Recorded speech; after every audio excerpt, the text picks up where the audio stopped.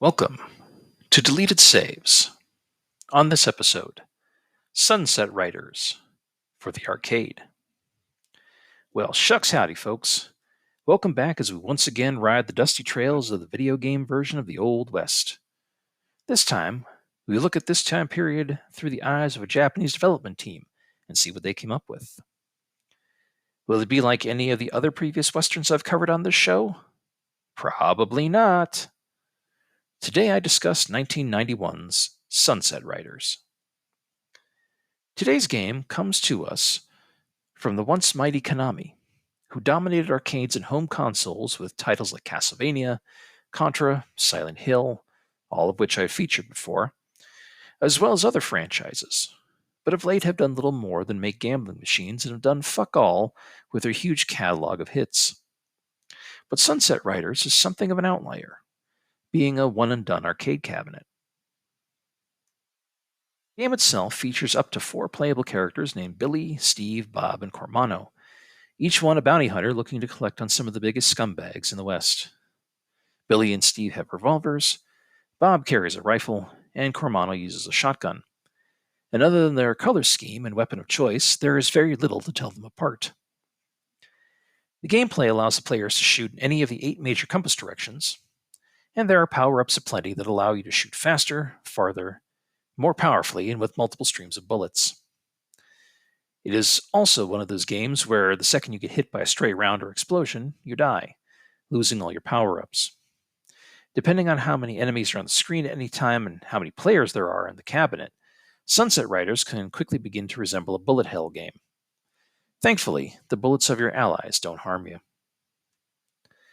The game covers 8 stages, from saloons to ghost towns to running from cattle stampedes to fighting on the back of a speeding train.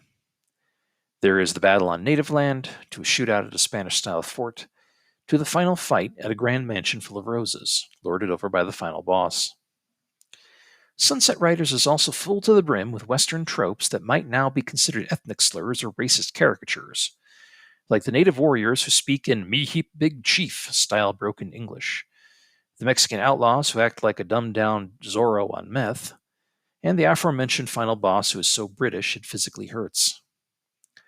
Not to say there aren't other tropes like greedy ranchers and lunatic inventors, the kind that feel more at home in a parody of the genre.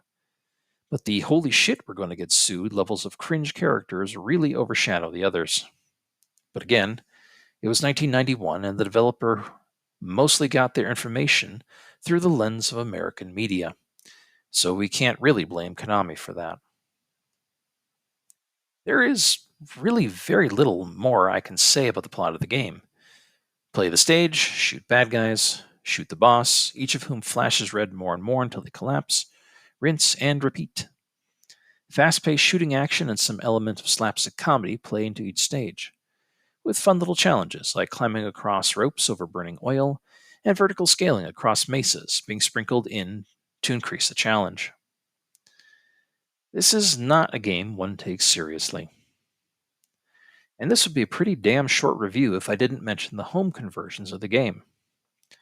The Sega Genesis version did away with 2 characters, leaving only Billy and Cormano, and gave them surnames that they didn't have before. They also removed 4 bosses and combined many of the stages into longer multi-part stages instead.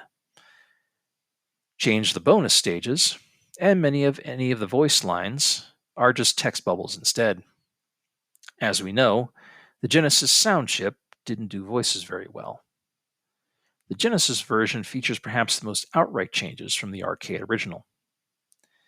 By comparison, the SNES home release kept all 4 characters and the stages pretty much the same, but they were the far more censored version.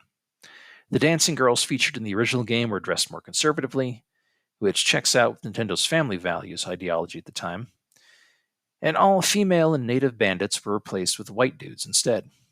I guess to make the player feel less bad? I don't know. Nintendo rules, I guess. The SNES version was also the one I played at home. It's the one I know best, and the one of the 2 ports that was better received in the game's press. Speaking of games press in 1991, it was about as bare bones as you could expect. They liked Sunset Riders. It was good. That was all we needed to know back then. instead of the volumes of frustrated scriptwriters trying to vent their personal ideologies through the medium of mass media entertainment until Hollywood recognizes their genius, which is what we get now. But hey, I've talked about all that before. So why am I talking about this as an arcade title rather than an SNES title? Because that is how I would discover the game's existence, of course. Specifically, at a rundown arcade in a rundown amusement park that is, despite all odds, somehow still in business to this day. I credit that more to there being nothing else for miles and the nearest other amusement park being 3 hours away from where I was raised that would have necessitated people from northeastern Pennsylvania drive into New Jersey. And no one from any PA wants to do that, believe me. So the hour and a half away amusement park, that part is on an old farm on the border of Amish country, was just as good. So that's where I ended up on a class trip for summer vacation one year, hiding in the arcade away from my fellow classmates and our chaperones, while I tried in vain to beat Sunset Riders until it was time to leave. Must have made him a good impression, because I bought the SNES copy and played that a lot, too. That's just it, though. This is a good game. It's short, action-focused, and fun. Nothing bloating the experience with unnecessary shit. Sunset Riders is a tight experience worthy of your time, provided you can find a copy of it, probably through emulation at this point. And unlike later video games that focus on a theme of the Old West, I don't have to write a PhD dissertation discussing the themes and historic impact of the genre upon gaming because it's Konami, and Konami got all the fucking facts wrong in favor of fun and speed anyway. Woo! Thanks for taking that workload off my plate. Now do something with your back catalog of properties that isn't pachinko machines and the occasional remake, you wallowing rancid fucks. Thank you for listening. Deleted Saves would like to thank Brad, Keith Gasper, and Masked Llama for being patrons of the show. If you would like to become a patron of the show, please go to patreon.com and check out Deleted Saves podcast. All donations go directly towards maintaining the show itself. Thank you.